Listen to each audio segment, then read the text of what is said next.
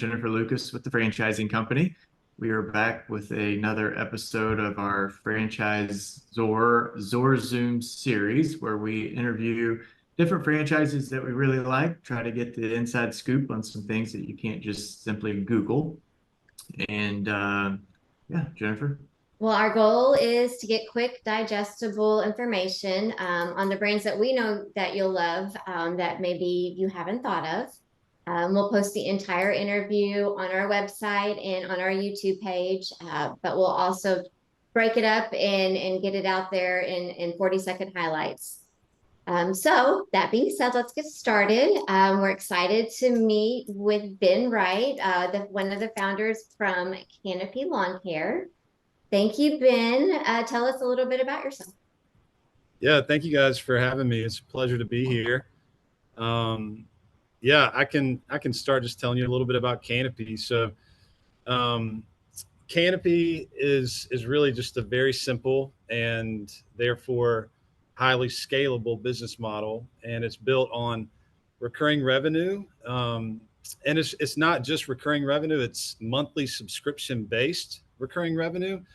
So that means when we finish our year on December 31st, say with $1 million of revenue, we begin the next year on January 1st with $1 million of revenue from the very start. So you compare that to like a project-based business who finishes their year with $1 million of revenue. They start the year with zero, and they have to go out and sell another million just to achieve what they did the year before. So our recurring subscription-based model has really this kind of beautiful compounding effect where every year you're building on the growth from previous years. And so I'll tell you a little bit about kind of what we do and how we do it. We like to say that we are the innovative lawn science brand. So I'll say that again. Lawn science is really what we're focused on. So we're the lawn science brand that is really taking a different approach. We're changing the way that lawn care has been thought about and really executed for decades in the past. And the way that we do this is we take a soil first approach where we focus on developing and enhancing the amazing biome that exists beneath our feet. So the soil, you guys probably learned this in elementary science class, is really what sustains plant life. And so as we build the soil health, we are creating an environment, really an ecosystem that develops beautiful, robust lawns that are more resilient to both biotic and abiotic stressors like drought, disease, insects, pests, and weeds.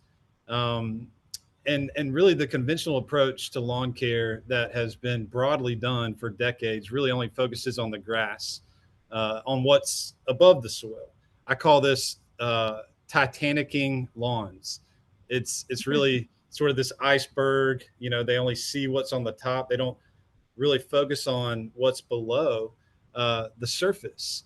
That's really the most important piece. And so when you only focus on the top, when you only focus on the grass, and these conventional programs, they use really a hodgepodge of synthetic chemicals and really high salt fertilizers that actually sterilize the abundance of life that's in the soil.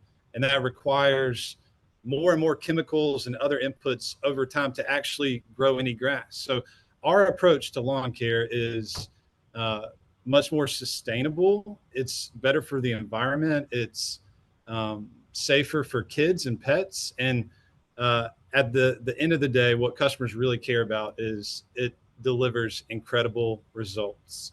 And so we're really focused on kind of being the thought leader in lawn science and taking an innovative and very different approach than other lawn care businesses out there. So with that said, I know that part of your team is a former Major League Baseball turf specialist, right? Yeah. So his name's Mike. Mike is our lead agronomist, we call him our turf scientist. He is just a grass guy. Like that's what he lives and breathes. He loves it. He has spent his whole career growing grass. So he started in sort of the finer turf industry, golf course, athletic fields. He managed all of the athletic fields for UNC Chapel Hill, Durham Bulls baseball, if you've ever seen the movie Bull Durham. And then he got his dream job before Canopy, his dream job, at with the Washington Nationals, growing their grass and making their baseball field TV ready. So he knows grass more than anybody I've ever met. And he spent the last 4 to 5 years at Canopy developing this very differentiated and proprietary program that we use today. So he's been iterating on it for years and getting it dialed in.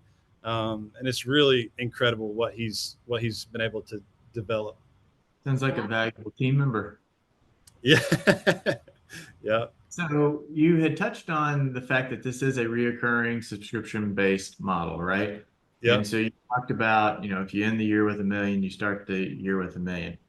Obviously, anytime when you have reoccurring revenue, there's some fallout, right? So do you have statistics available that kind of show, hey, on average, we're seeing 90% retention rate or 95% retention rate? Can you talk about that just a little bit? Yeah.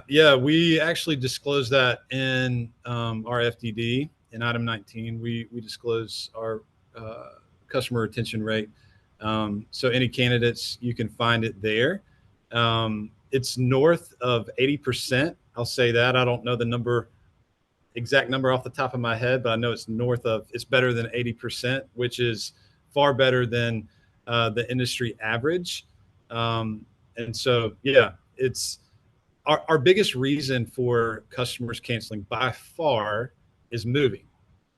Sure. People just move their home. So when they move, they cancel. Very few cancel because they're unsatisfied with the service.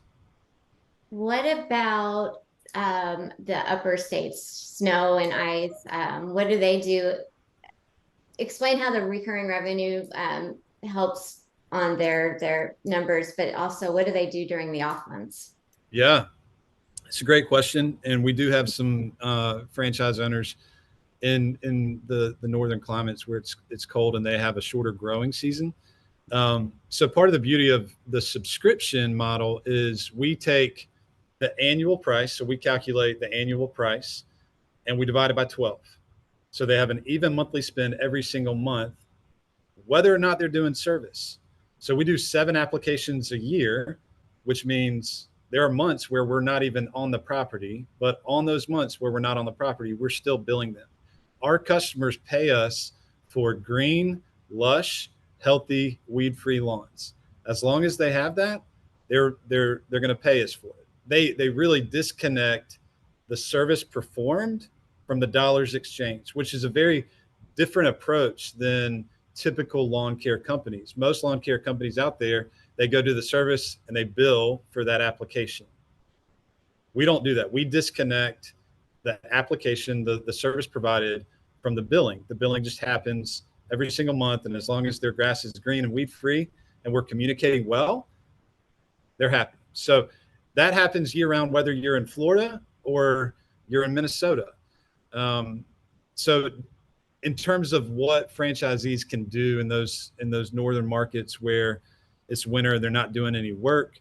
Oftentimes, they can either lay off their employees, they can go get a part-time job over the winter and they come back in the spring.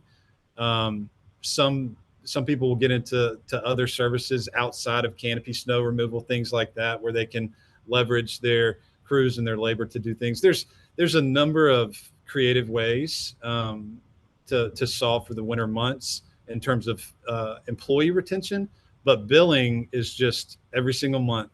Our customers are billed. So cash flow is predictable and stable. That's so smart.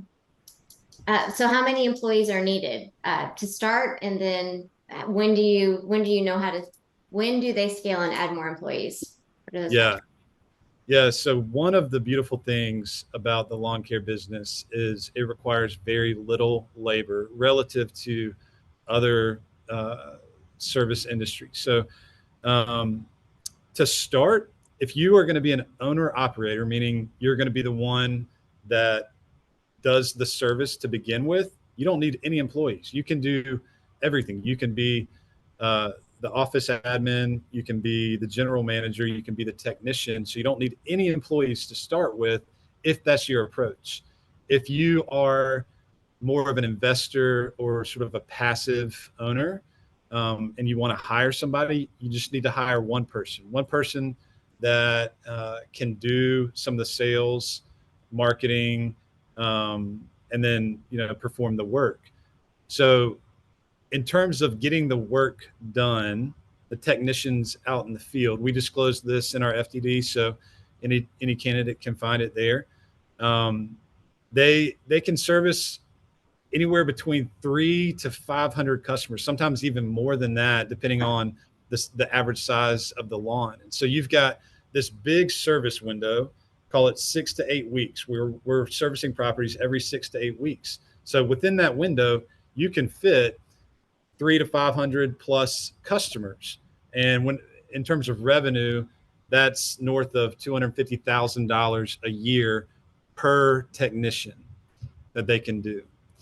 And so if you think about that, $1 million of revenue, you need 4 technicians, right? And at that point, you probably want somebody that manages them, that does the scheduling, the routing, that sort of thing. But a lot of the sales is automated, which we can talk about that in a little bit.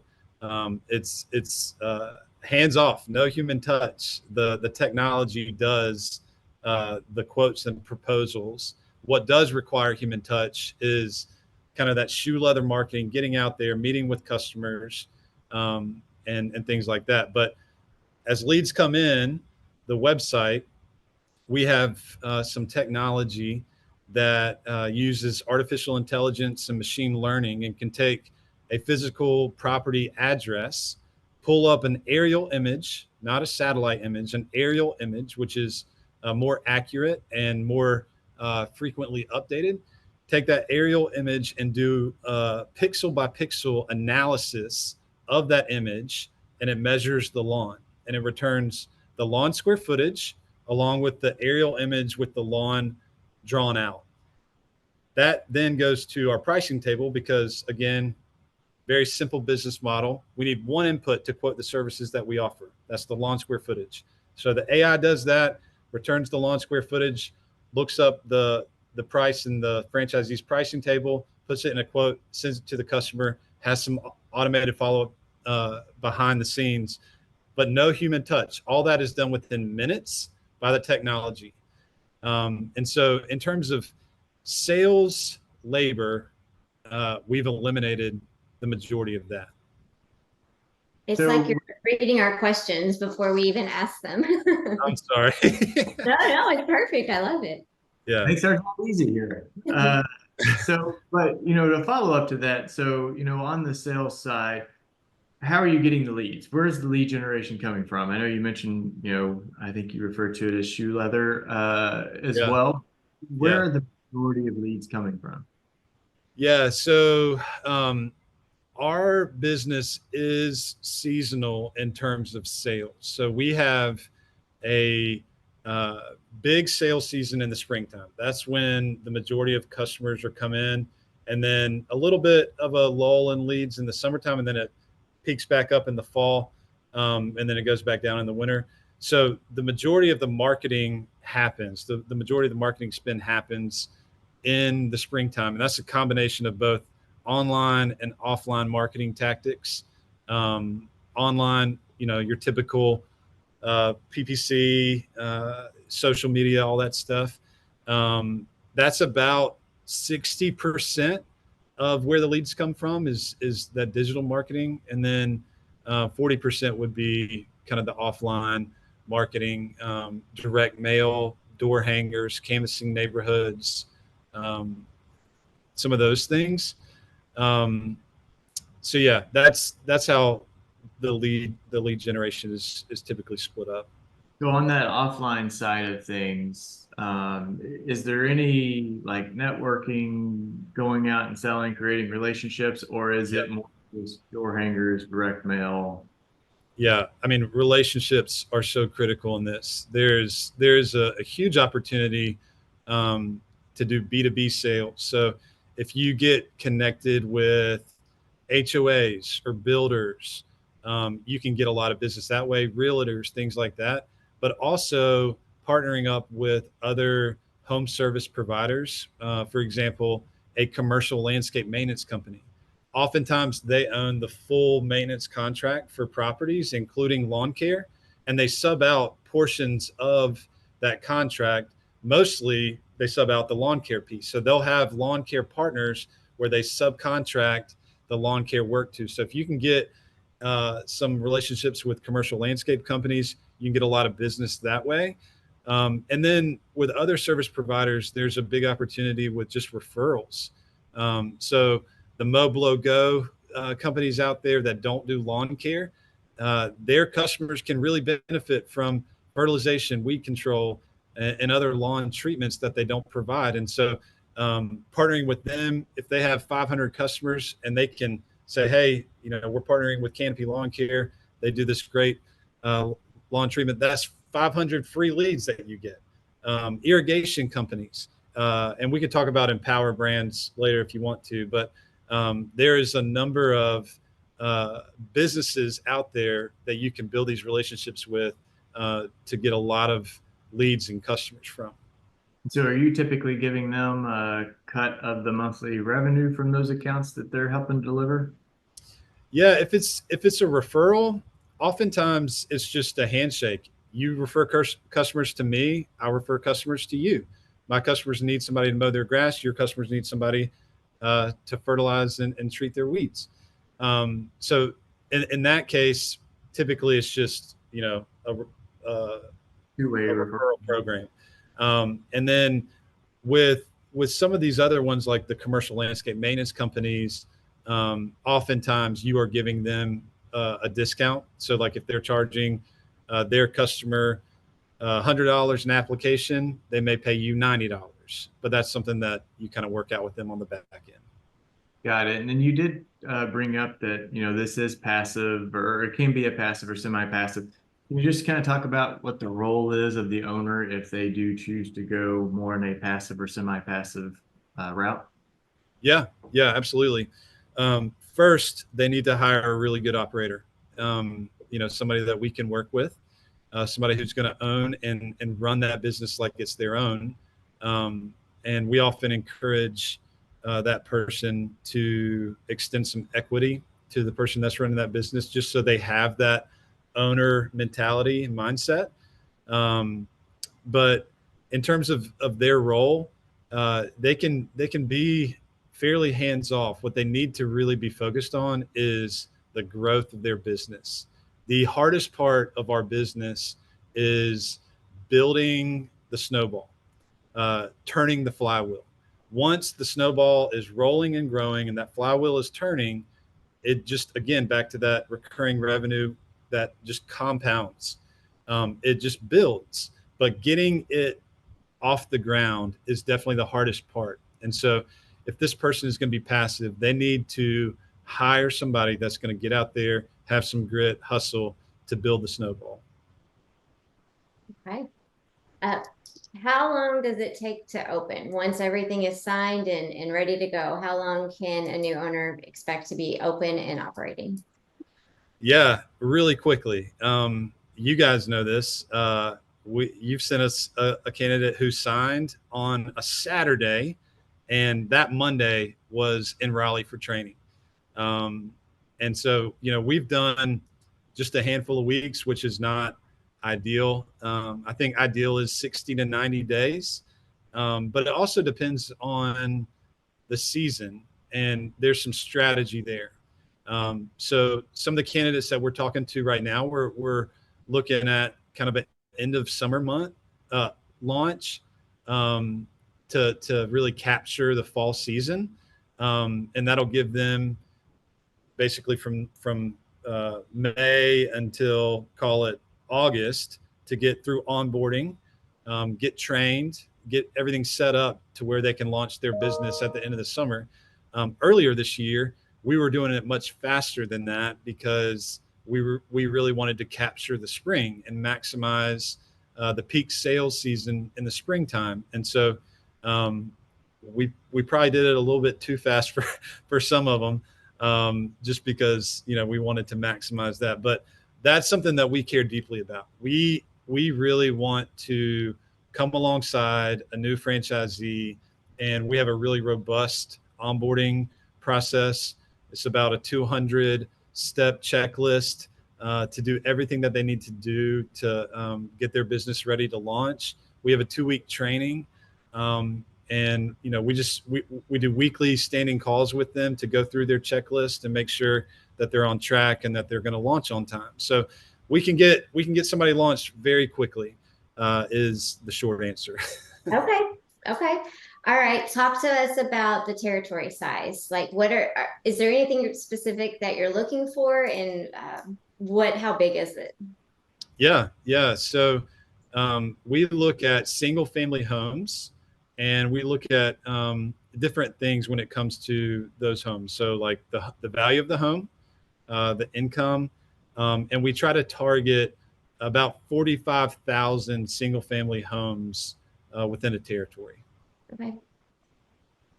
And then you touched on Empower earlier. And so for those that are listening that aren't familiar with Empower, it's a very large parent company that operates, you know, quite a few different brands. But can you just talk about that relationship a little bit and what that means for Canopy?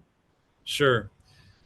Yeah, so we partnered with Empower last year, and that previous fall, we got introduced to Empower, and we weren't looking for a partner at all, but we didn't know anything about franchising, and so we wanted to learn about franchising, and so we took a meeting with Empower just to learn all we could, because they have a ton of experience, multiple brands, years and years of doing it, you know, even launching, incubating new brands. And so we wanted to learn from them. So we went to meet with them. And when I walked through the door of the office, it felt like home. Like the culture, the people, everything about Empower just really aligned with who we are as a brand and as people. The culture was amazing. Their values are great. We sat down with department heads for a full day and just asked them a million questions. And we left with this feeling that, oh, Empower is doing exactly what we want to do, the way that we want to do it. They have the right approach to franchising. They are fiercely committed to their franchise owners. They are very much franchisee first. And that was one thing that really stuck out to us.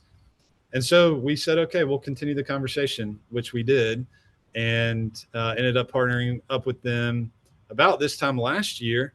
And part of the reason that we did that is because they have the support team, shared services from IT to marketing to finance and accounting, just incredible people to support franchisees. And that's what we knew we wanted to do when we started franchising, is we want to provide the best world-class training and support for our franchise owners to be successful. And we just felt like Empower had spent years building that and are doing that really well. And so that was kind of the main input into us deciding to partner with them. It's just a better way for us to support franchisees. We're huge Empower. Yeah, for sure.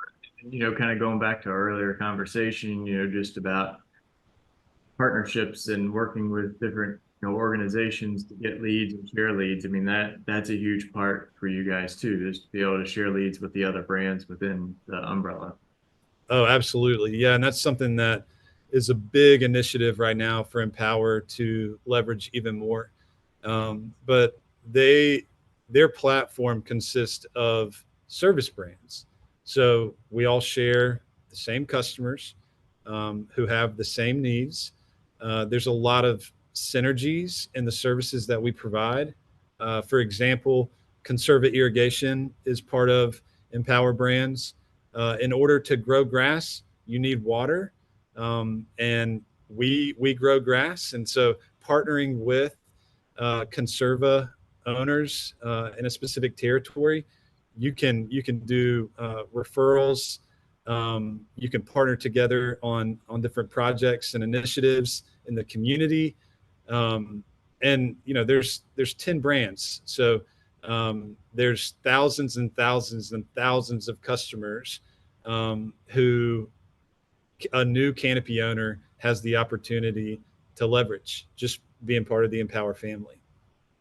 Well, and that doesn't even talk on or touch on the scalability. I mean, within Canopy, I'd like to know more about the scalability, but then how you can also leverage the Empower brands. Yeah, absolutely. Yeah, I mean, simple scales. And that's one thing that we focus is really how can we simplify the business model of lawn care? And we've done that. I'm biased, but I think really well. And so our model is very, very scalable.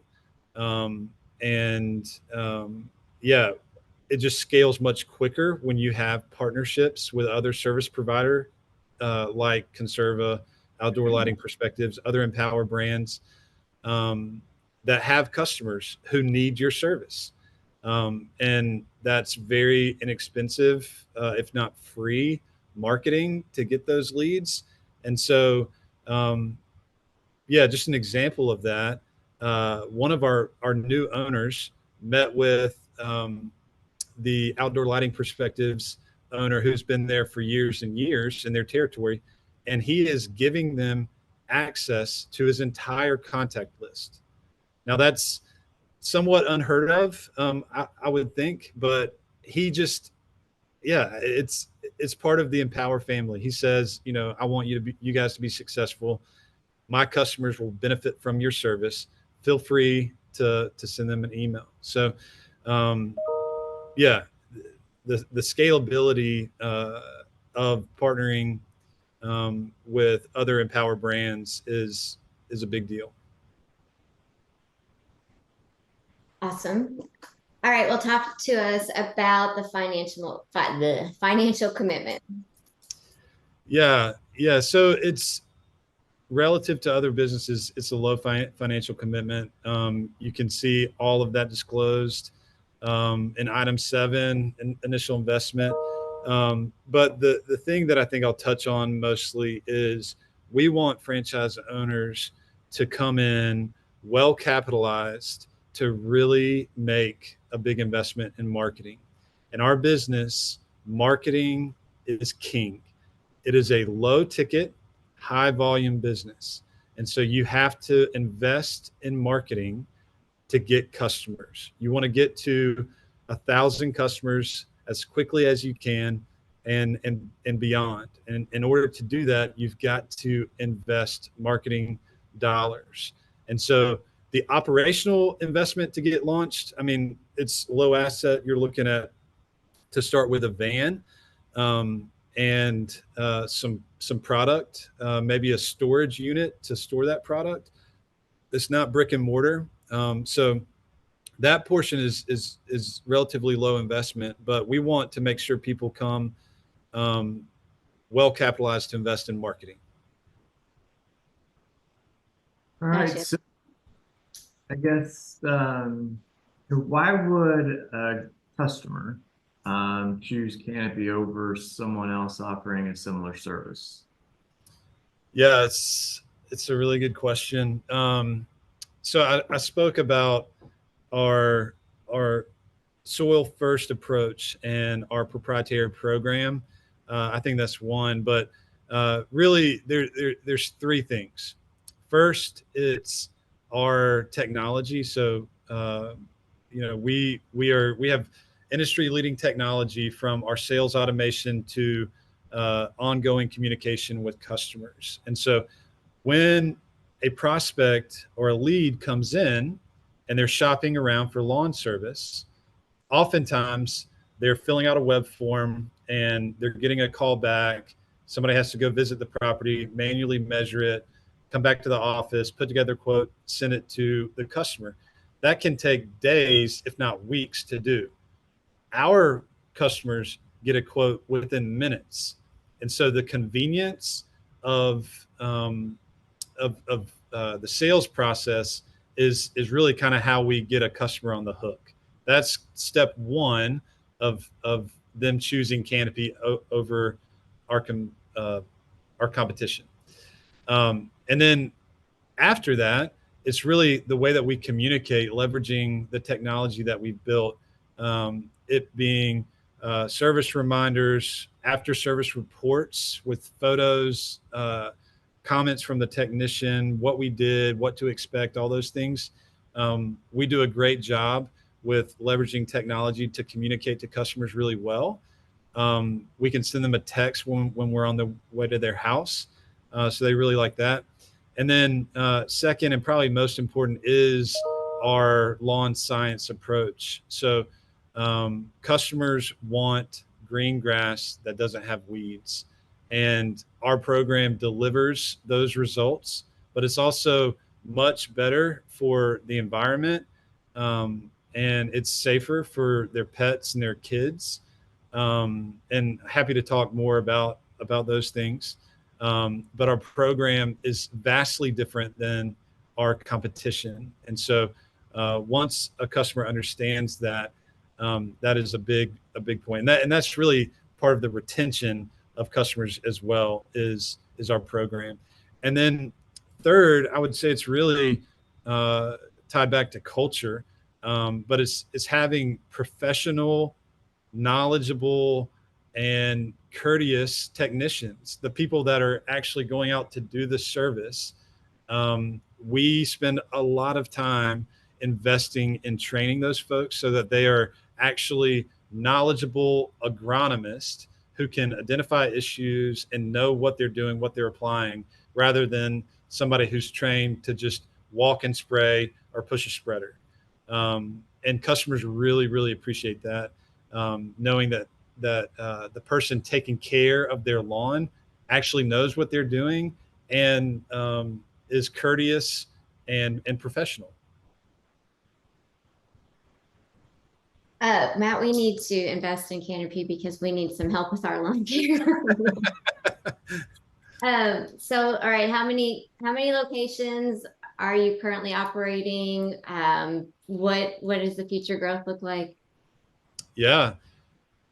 So we are currently operating in 28 territories, across 8 owners. Our 2 newest ones are a couple weeks away from launching. The other ones have already launched and are up and operating.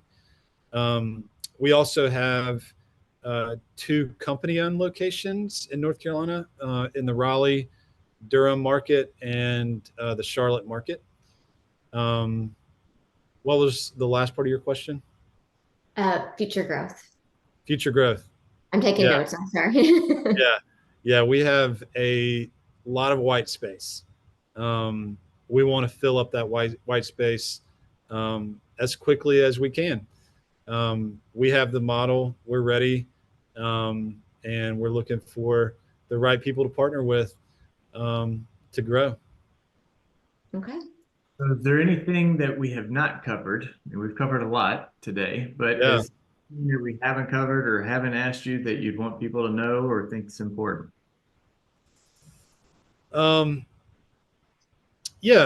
Maybe one thing. This is a question that I think we've talked about internally and to some prospects recently. A lot of people think that they need to either know about lawn care, have experience in lawn care, or even have a passion for lawn care.